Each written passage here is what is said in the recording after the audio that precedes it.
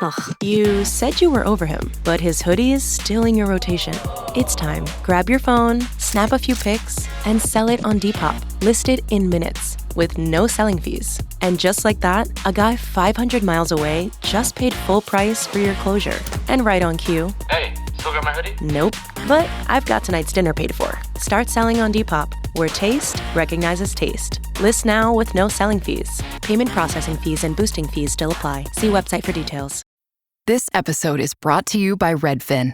You're listening to a podcast, which means you're probably multitasking.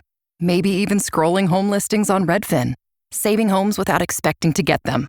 But Redfin isn't just built for endless browsing. It's built to help you find and own a home. With agents who close twice as many deals, when you find the one, you've got a real shot at getting it. Get started at redfin.com. Own the dream.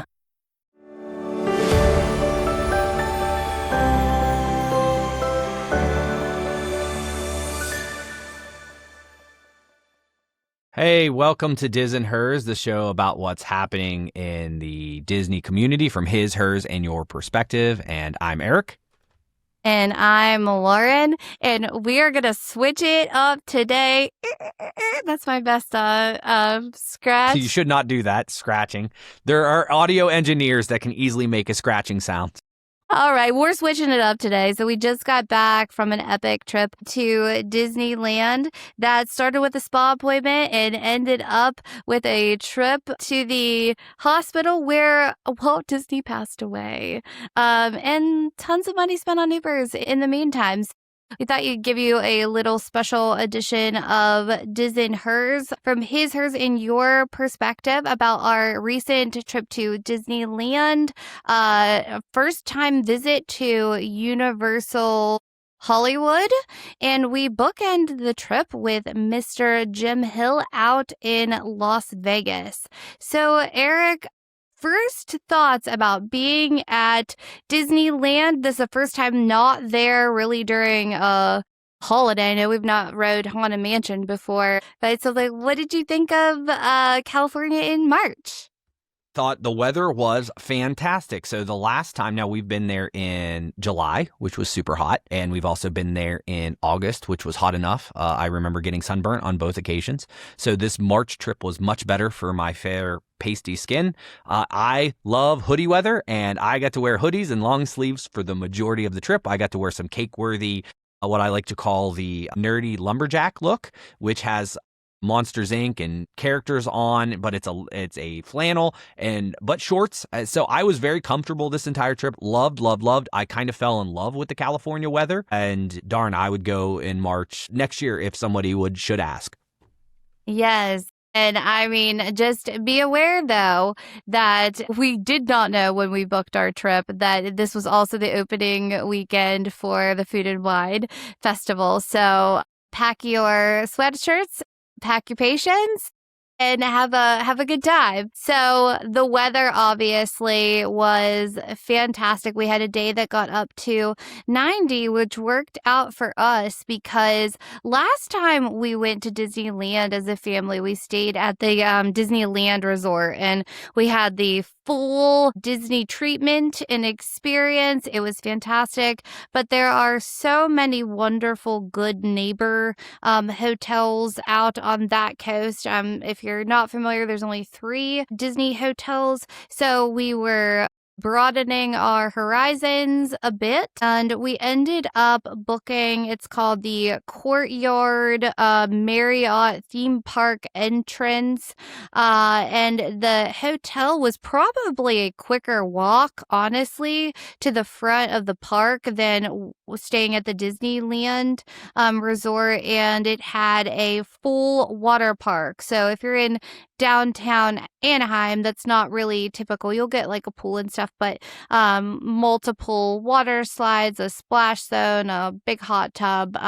So that was really a selling point for us. How did you feel being out of the bubble? Far better than you, because you would complain about the walk. So I Not You the didn't complain walk. because it was too far.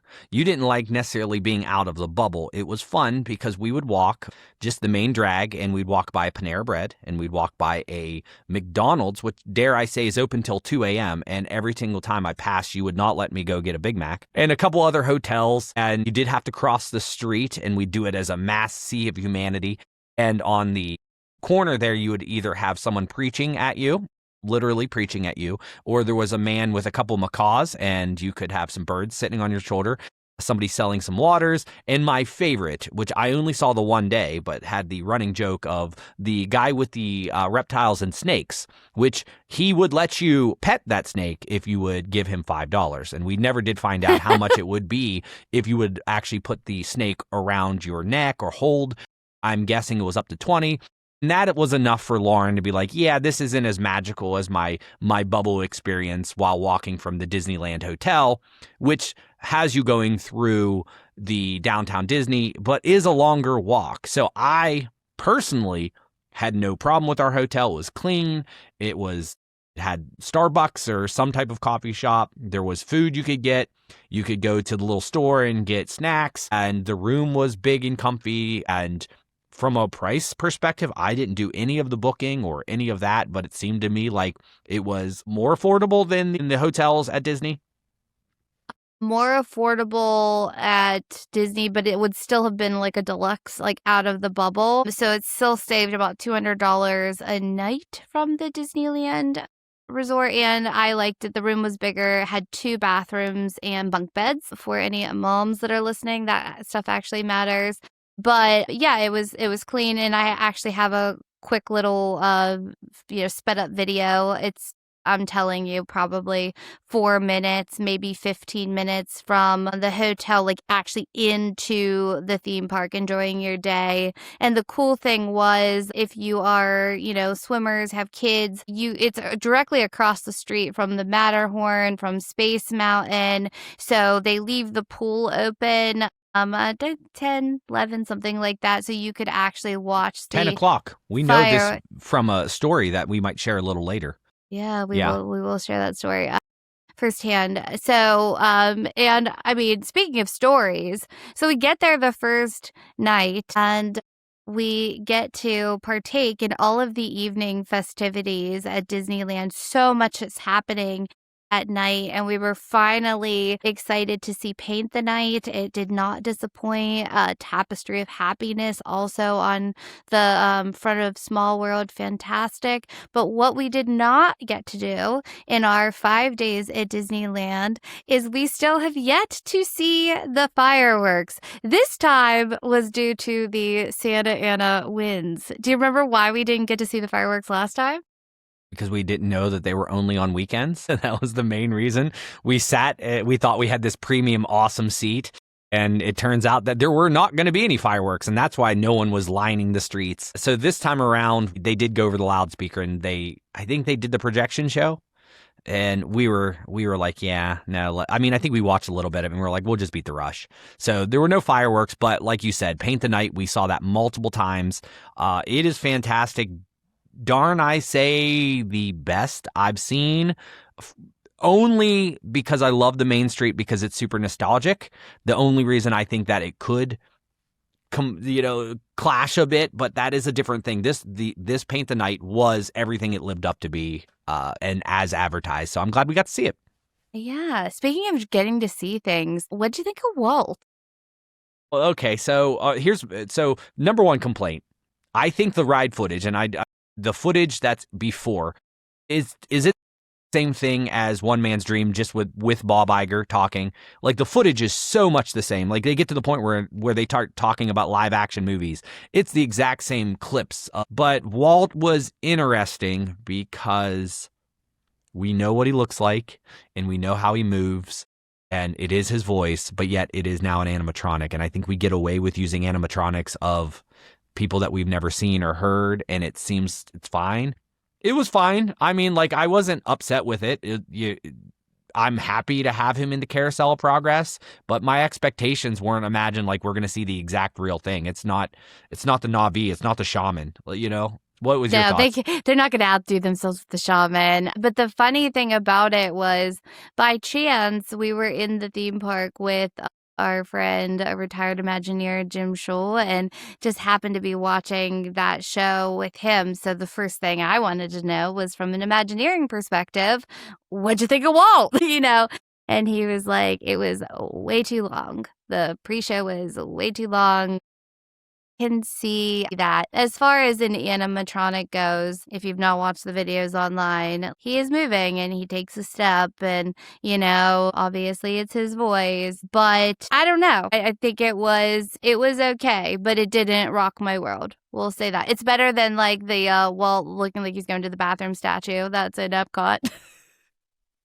And they're doing a good job keeping Walt alive. I mean, at this point in time, he'd be 125 years old. Like he is still, you still know he's a real human being, and they're doing a good job keeping that. And I think for the spot, I mean, we went and saw it where the last time you didn't even see the Abe Lincoln show, like Great Moments with Mr. Lincoln. So it occupied, it wasn't a filled theater, but it was something that we went out of our way to do, and we'd probably do it again.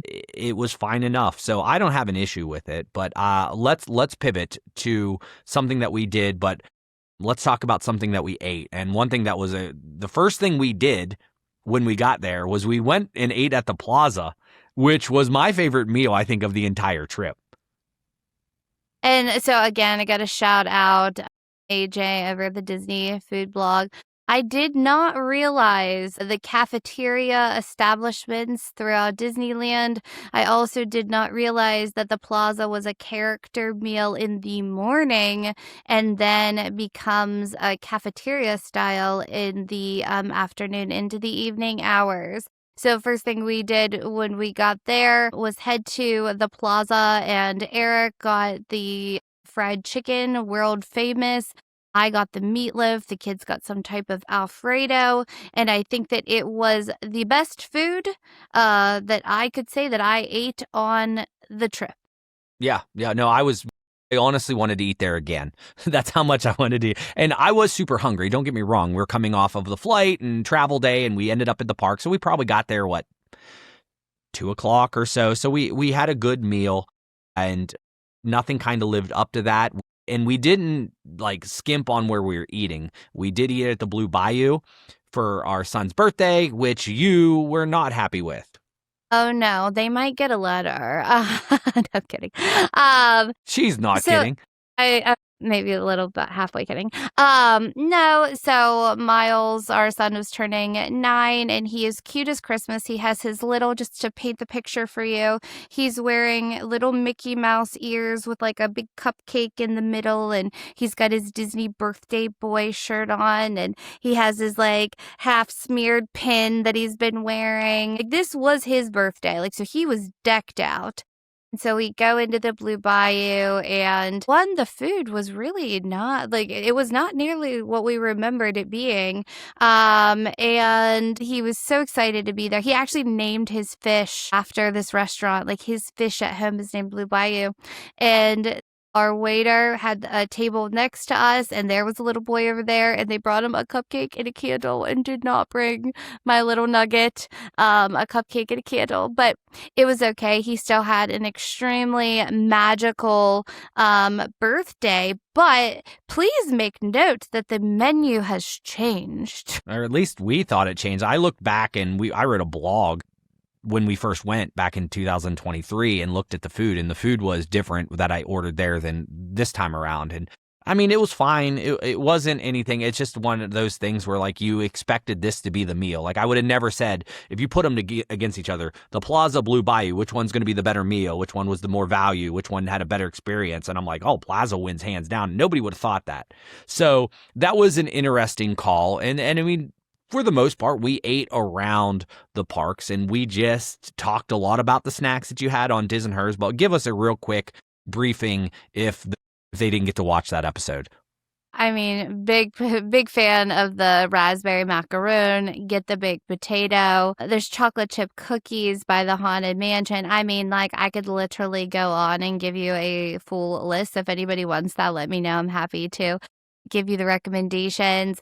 But something that blew me away, actually, and I won't spend too much time talking about it, but I did go to the spa at the Grand Californian, and I've been to the spa there before, but only to get like a pedicure. So this time I had the full like Montane. You're in a separate area. It's really, really nice. But something different that they do there, they just had so many little magical touches. It felt like old Disney. Like one of the things was like you could, you have that like earthy spa music or whatever. You could actually like listen to Disney music or like classical Disney music was really cool. And they had these, I feel like they were called like fancy cookies. But when I came out from my service, they had multiple types of cookies, but one fresh baked chocolate chip cookie, Perrier, multiple types of water. Like they really like did the thing. They were like in a Forbes winner, like winning spa. I guess the spa director came from Alani. And so he had some, I guess, maybe demands, he or she, and it was a fantastic experience, which I think may have ultimately led me up in the hospital. I don't know for sure if that was what did me in or not, but at the top of the show, I had mentioned that we unfortunately visited the hospital that Walt passed away in with my own medical situation, and thankfully nothing life-threatening like that. But that next evening, everything was fine after the spa. Actually, we were not fine after the spa. The things went downhill after the spa because we didn't talk about the story at the hotel. I gotta take put a pin in my Walt story. But, so that evening, the Grand Californian is hooked to DCA. We had planned on seeing World of Color. It was kind of cold and, like I said, extremely busy. And so we bribed the kids and we're like, hey, if we don't go to World of Color, we'll go to the pool at the hotel. They have a hot tub. It's fantastic, whatever. So during that time, I had my services at the spa and I had my rings on, and I had intentionally wore my Grandma Janie's ring because, just sentimental, thought, it's just with us. And, had my service, put my rings back on. We ate dinner at DCA, all good, fine. Went swimming, totally fine. I'm back in the room in the shower and realize that the diamond, it's a solitaire diamond, has fallen out of the ring. And in my heart of hearts, I really thought it was gone. It was down the drain. And I was clearly like very, very upset. And this is like a miracle situation. So my little boy who was turning 9, the birthday boy, he had just got out of the shower, he had his pajamas on, looking all cute. And my hero, Eric, the other half of Diz and Hers, everybody took off up to the pool, the hot tub. And the funny thing was that like Miles said a prayer. He had these goggles that he put on, and he and Eric jumped into the hot tub and ultimately found this diamond. It should have been zero reason. Do you want to elaborate on how that went down? Sure. Number one, it was 9:45 and the pool closed at 10. So I just kind of wrote it off as like, Lauren, we have been at Disneyland. We have been here. We've been there. This sucker's gone. You're not finding this. Good thing we had insurance on it. But we at least owed ourselves, because you kind of came to the conclusion, I'm like, all right, it probably was the jets from the hot tub. So we went up there and luckily the pool was closed, or not closed, but no one was there. So the hot tub was empty. No jets were really on, so it was still. And I jumped in and I noticed where like sand or dirt residue would sit. And I said, all right, barefoot, I'm going to step around. Hopefully something sharp pokes my foot. And I kind of circle around with my foot. And sure enough, I said, all right, let's see. I just assumed it was a rock. The funny thing is, I yelled, or at least complained at Lauren for bringing the goggles. I said, why are you bringing goggles? No one is swimming. in a pool like this? Why are you bringing this? And she brought him anyway. But without those goggles, our 9-year-old would not have been able to go under there because he's like, I said, all right, I'm stepping on something, go look under. And he's like, it's it. And I give him a little nudge to get all the way down there, and he grabs that sucker and pulls that out. And sure enough is the darn diamond. It was the craziest thing. There were 4 lifeguards there kind of helping us. And it was almost like if there was a room of people, there would have been a giant applause because it is the most ridiculous thing in the world. Like when you hear this stuff, it's always the worst case scenario of like, I lost my ring, I lost it. Like you never find it. But here's a scenario where we actually found it. So crazy, crazy, crazy story. But how about this? Let's take a quick break. And then when we come back, you'll find out why Lauren ended up in the ER, urgent care, same place where our friend Walt had passed away. But luckily, we come out of this okay. So stay with us when we come back. We'll give that and more from Disneyland, Universal Studios Hollywood, Vegas Unleashed, and all in between. Refreshing wild cherry cola meets smooth cream. The treat you deserve. Pepsi Wild Cherry and Cream. Treat yourself. Protein is now at Starbucks, and it's never tasted so good. You can add protein cold foam to your favorite drink or try one of our new protein lattes or matcha. Try it today at Starbucks.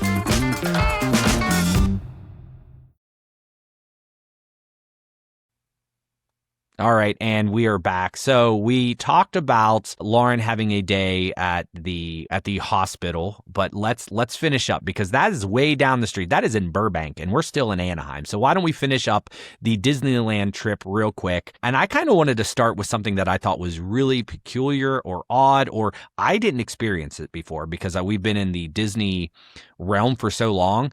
And that is somebody who walked into the park and the first thing they wanted to see at Disneyland was Star Wars Land. I thought that was incredible because I'm like, yeah, it was when it first came out, it was cool to see Star Wars Land. We were all excited about it, but it's kind of been somewhat of a letdown for most of us. But those that aren't diehard Disney fans still like that's what they wanted to see. So we invited our friend Colin to come to Disneyland for the first time in maybe 10 years? Yeah. And we meet him at the front of the park and we're just like, hey, and he's just game to do anything we want to do. And we're just game to show him a good time because we're Disney people and he knows that we're obsessed with Disney. So I'm just like, you have to have, we need to show you a good time so that way you don't think we're crazy. But sure enough, the first thing, and we're like, we can do this. And then I think we're like, hey, and there's a Star Wars, and he's like, oh, I want to see Star Wars Land. And we spent, 2 hours over in the theme park and that doing Rise and doing Smuggler's Run. And the funny thing is we don't ever even go back there. No, because we're Walt Disney World people. We've been to Disney, like we've seen it a million times. So we're in Disneyland. Like I want to do Casey Jr. I want to do Mr. Toad. I want to do Pinocchio's. Like I don't want to do anything that the other parks have, right? Like it's the whole reason I still didn't do Tiana's. I'm like, yeah, it's pretty much the same thing. So let me do things that aren't. But it was like the most bizarre thing ever. It was like you could see he's probably about 50 years old. You could see the little like 5-year-old, 10-year-old version of Colin just like coming out. Like he grabbed a lightsaber from one of the staff members and was like having a lightsaber battle with our son and just like pure joy. So as Disney people, and most of you probably are listening, like remember that not everybody gets to see a reenactment of Star Wars in their everyday life. Yeah. I forgot. Yeah, that's the thing is you forget. And I will tell you, we often travel in parties of 3 or 4 that do Smuggler's Run. When you have 6 and you can pick who the drivers are and who the gunners are and who the engineers are, you can get 2 or 3 things of Coaxium, which was like our best run ever because we actually had like, all right, and we set him up. We said, Colin, you're going to drive and you also get to hit the light speed since it's the first time you've ever done it. And like Miles and I were gunners, so we were real good. And you guys were the engineers in the back fixing and shooting the harpoon. So it was fun to actually be on Smuggler's Run where we didn't crash every single time because a 4-year-old was the pilot because they just so happened to be in front of you. So that is the little It was me being a slightly negative on how that experience sometimes works with us, but that Yeah, no, but I think I mean, like seeing Colin see that, and then just by chance meeting with Jim Scholl in the park, and him getting to go up to the DVC lounge, and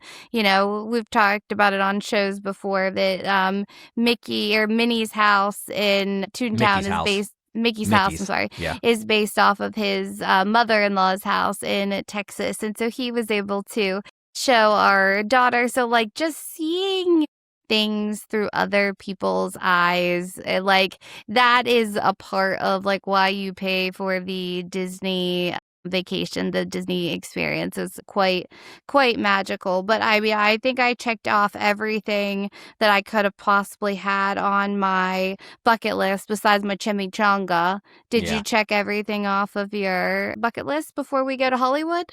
Well, I mean, I did get to, like, my big thing this trip was every time we went, the last 2 times, Space Mountain was down. So I never got to experience Space Mountain out there. And I know it was different, but it's similar, right? But we did get to do Space Mountain twice. So that was the big thing on my list that I was like, I want to do Space Mountain. I get to do Casey Jr. I got to do all my dark rides that you can't do anywhere else. And so, yeah, I think so. I mean, I would have loved to do Incredicoaster more. I only got to do it once. I've discovered their single rider line, but it just was crazy over at DCA this trip. And so we did get to do the big ones, but there's little things. I feel like the only thing that I have left is Tiana's. We have not done Tiana's, but I think everything else we've checked off. I even did the free pal around wheel, non-spinner, non-moving, and that is so much more tame, and I can handle that.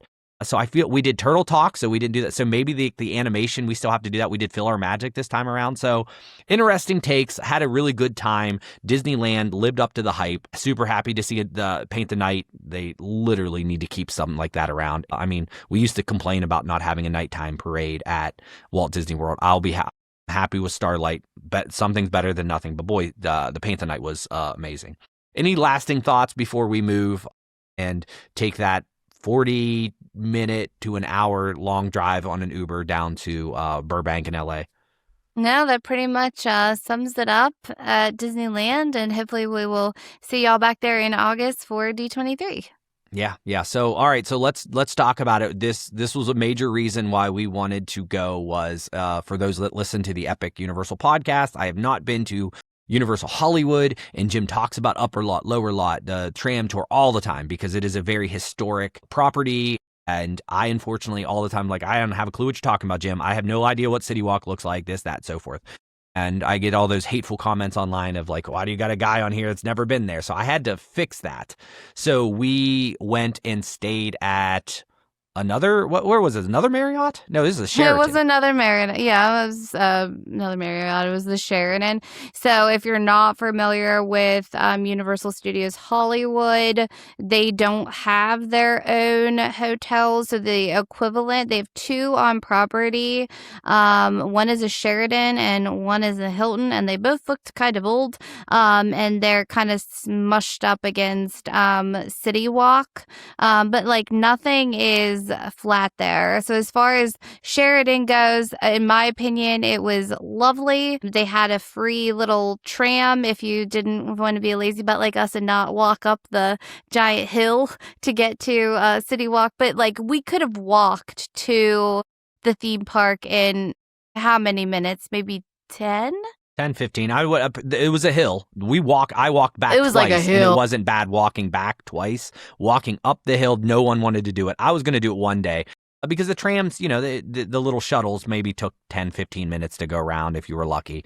But no, overall, the room was fine. I think we were on floor 16, had a cool view of just the mountainside and traffic, and perfectly fine room. And the location was great. We didn't have to really Uber anywhere, so we saved some money in terms of going to the parks. But let's cut to the chase here, Lauren. You stayed night 1, and the next day you woke up, and what was the problem?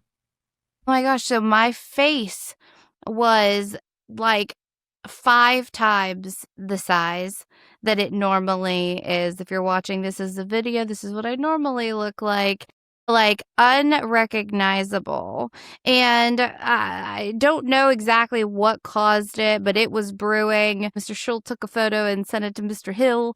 And he even said to me, like, pre-knowing this, that my face looked puffy back at Disneyland, but it just got, I mean, like, it looked like I just got my wisdom teeth Yeah.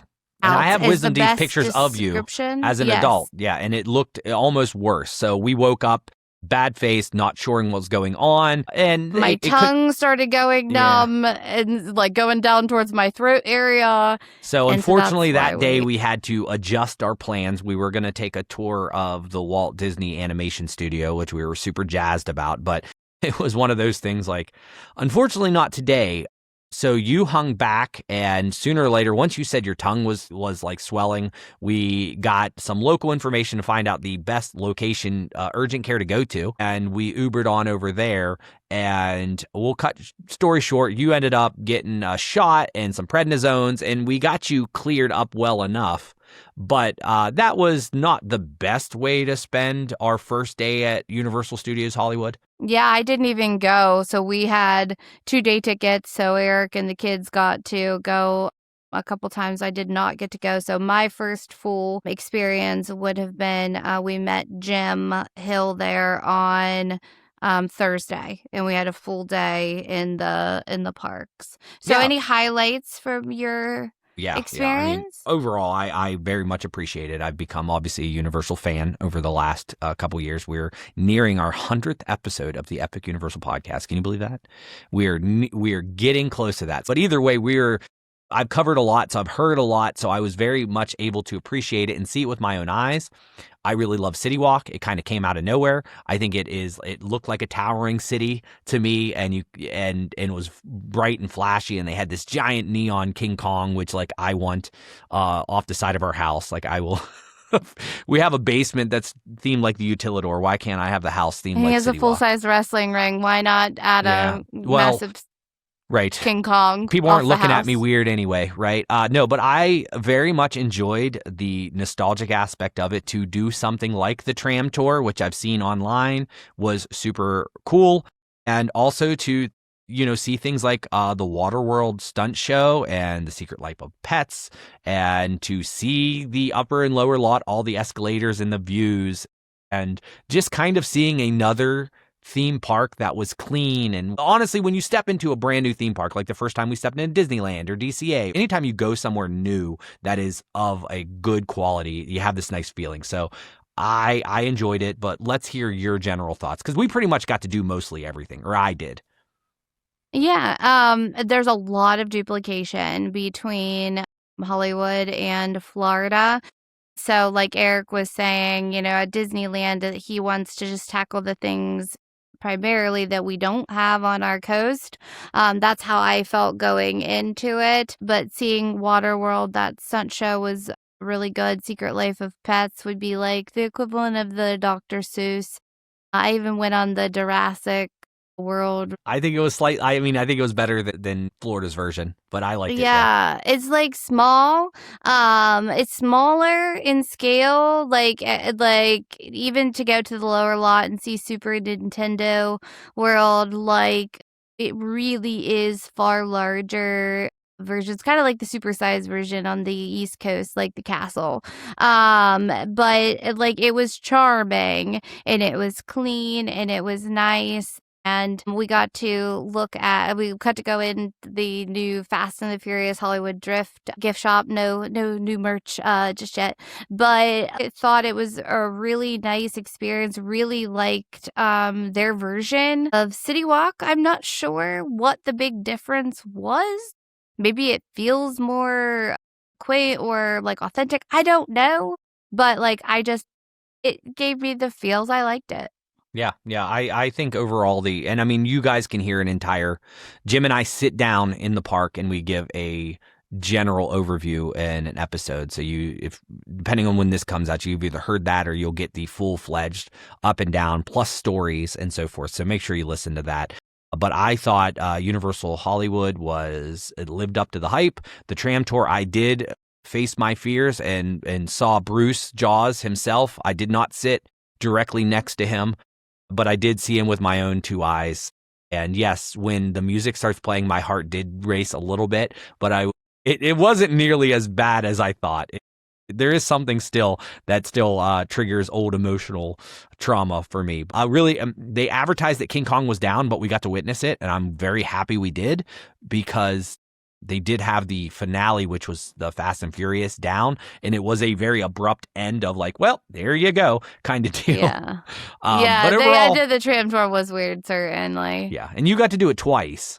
Yeah, I did it twice. I mean, it was pretty, it was pretty similar. I just wanted to sit at a different angle to see. And I mean, it really, if you're not familiar, I think it is like a 60-minute experience. So it is something that, you need to, be patient for. But that was the one thing that I really wanted to soak it all in. But like, if the Hershey's had not had enough at that point, Jim Hill was like, let's get some more. Let's do some more. Vegas. Yeah. Well, let's real quick. Let's give, Jim doesn't like taking compliments, probably, but this man hauled all our bags. So he did. We flew from Vegas. There's 5 of us. Yeah, from Burbank Airport, which I was not necessarily a giant fan of, to Las Vegas, and got there in several hours. But Jim was a knight in shining armor and grabbed all our luggage that was heavy as all hell and drove it 4 hours to meet us there, because he had a rental car. And we stayed at the Luxor, and there is a reason for that. Yeah, it's a pyramid, but we were going to Vegas for number one reason is Horror Unleashed, which, if you're not familiar, is the year-long Halloween Horror Nights experience by Universal that opened up, I dare say, in August, around this time. August, I think, and it is in a place called Area 15, and Jim and I have been covering it and from start to finish, and I have never been to a Halloween Horror Nights. And obviously, for Universal fans, that is a huge deal. That is a big thing, and I needed to experience it, just like I needed to experience Hollywood. Like, I'm committed to being a good podcaster, or at least knowing what the heck I'm talking about. Good is probably relative, but we went there with that hopes, because Vegas is not necessarily doing so hot, and we fear that something like this might go away because there's not enough good things happening in Vegas to keep it afloat. So we're like, we better get out there sooner than later. So we tapped this on. And because we're out there is so much history and fascinating with themed entertainment. We said we're going to do like the themed entertainment tour. And it was going to be a family of, we're now having 6. It's R5 and Jim got to hang out and see what it's like to be tourists with us. And he rolled. So we stayed at the Luxor because we're going to find out in coming weeks or months. We're going to probably do some series on Vegas in which we'll talk about the 3 attractions they had at the Luxor and why they're no more and who was involved in that. But your opinion and Jim's opinion and almost everybody's opinion of Luxor was not that great, right, Lauren? No, leave that. Don't do that. She did not. We watched Brightside Films months ago, and he did a tour of it. And Jake warned us. Yeah, he did. But I don't care. I wanted to. I needed to experience for myself. But Jim had great jokes. What did he say? It was something about the. He said it was like sadistic contemporary. Yeah. So. Like, because you really are, you're not going up an elevator, you're going in an inclinator, and because it's going diagonally, because you're going up the side of a pyramid, and so they have all these different, like, red elevator, gold elevator. I can smell it from here. Yeah. So let's leave Luxor in Vegas. Yeah. Well, all right. So Lauren and I have traveled to Vegas as a couple, and we've stayed at a little condo, and we got to do like the double-decker bus tour, and we did our touristy things and had a really, really good time. We brought our kids this time around, and we stayed in a casino, and yes, everything did smell like smoke, and we all got headaches at certain points in time, and the kids were not necessarily as thrilled with everything. So this time around was not a great Vegas experience. We had as much fun as one could, but nonetheless, it was a unique experience, and I dare say I would much rather go with Lauren by myself and stay somewhere else next time around. But we did have some highlights. If you are interested in the take on Horror Unleashed, I will tell you this. I liked it. I am now a Halloween Horror Nights fan. I can handle it even though I don't like jump scares. There is an entire 60-minute episode that will be coming out on the Epic Universal podcast where Jim and I highlight everything. So let's talk about some of the other elements, Lauren. We went to the Sphere. Well, no. First, you were missing my highlight. That is not fair. What is your highlight? So they dropped us off at Universal Horror Unleashed. Like, they tossed us out of the Uber, and we were like, good luck. Well, because you guys wouldn't go. Weren't going. Let's be real. You did not want to get scared. Yeah, so I do have to say that there was a pop-up Malibu Barbie cafe across the street at Area 15, and that was a really fun surprise. So my little guy, Miles and Lainey and I, we went over there, and for the price of admission, you got like $10 off like the food at the cafe and like $5 towards merch. And but they had, make your own ice cream sundaes and cupcakes and all the photo ops. Like I saw lots of Barbie girls. I mean, we saw old Barbie girls and young so much Barbie plastic. girls and boy Barbie girls, all the Barbie girls. Yeah. So anyways, and then there was also some really fun like Malibu Barbie roller skating. So that pop-up will be there to the end of March. So fun. But we did go to the Sphere, like Eric said. That was another. Jim was hoping to witness the Wizard of Oz at the Sphere. And your thoughts, sir?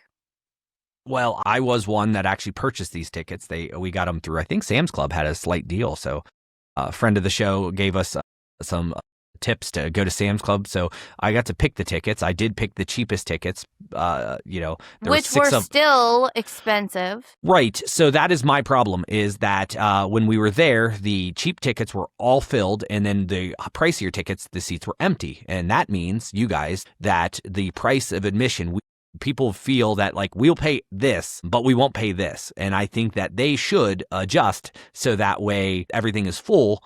And for the seats we have is 50%, maybe even, even if it's 30% off, it would make it more reasonable. So the experience was nice. It was interesting, needless to say. There were some elements that were super cool, but for the price, I expected this sucker to be 3D in my face and immersive the entire time. In my opinion, it was cool. We watched the Wizard of Oz. There were some falling apples. There were some leaves that floated around. There were some monkeys that kind of seemed immersive. Man, I would not pay for a family to do it again, but you would have to really get a movie that, dare I say, really moves me to do it. Say a Star Wars could probably do something like that. It would be really tough for me to say it was worth the price of admission. It was cool, but worth the price of admission is what I'm trying to state. Probably not worth the price of admission. However, it was a very cool, a breathtaking experience to be in the Sphere, the size and the scale. And there was some immersion. And so like, it was definitely an enjoyable experience. Would you fly across the country for that?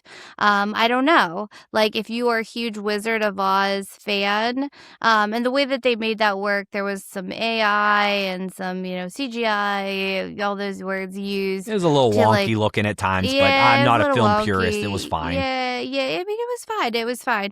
I'm glad that we got to do it, to experience it, and I also do think that has been checked off the bucket list, and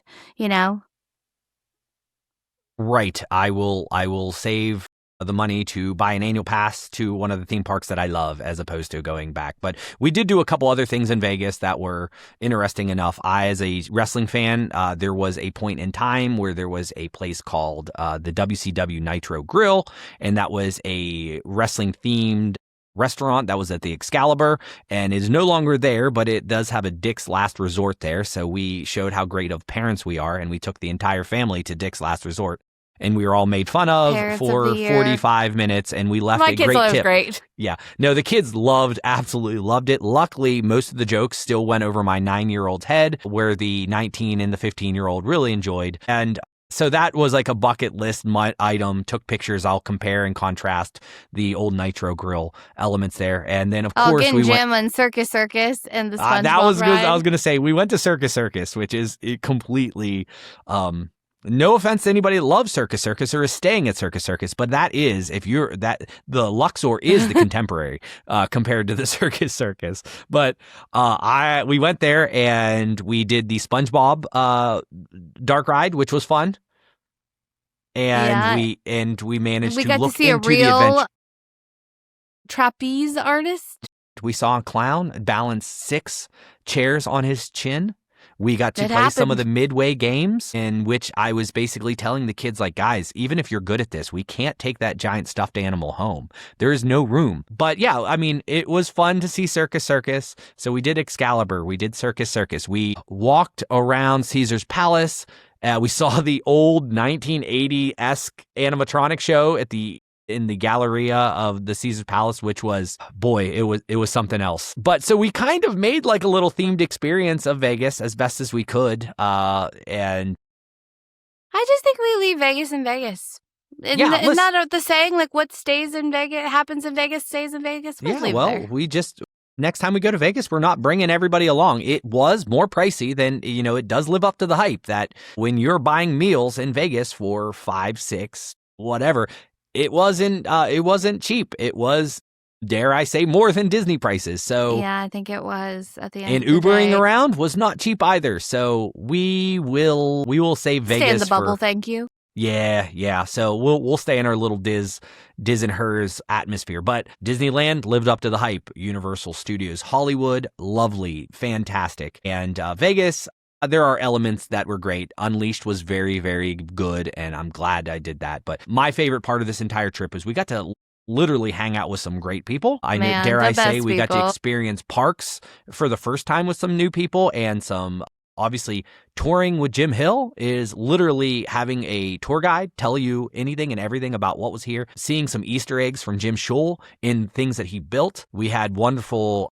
We sat at City Walk with a friend that we've been wanting to meet for quite some time, and a great friend of the show. That was fantastic. And, walking around Disneyland with a Star Wars fan and somebody who hasn't been there for a while and showing stuff for the new time. Like, that's great. So overall, I had a very fun trip and would do it again. Even the Vegas part, maybe take out a sphere or two.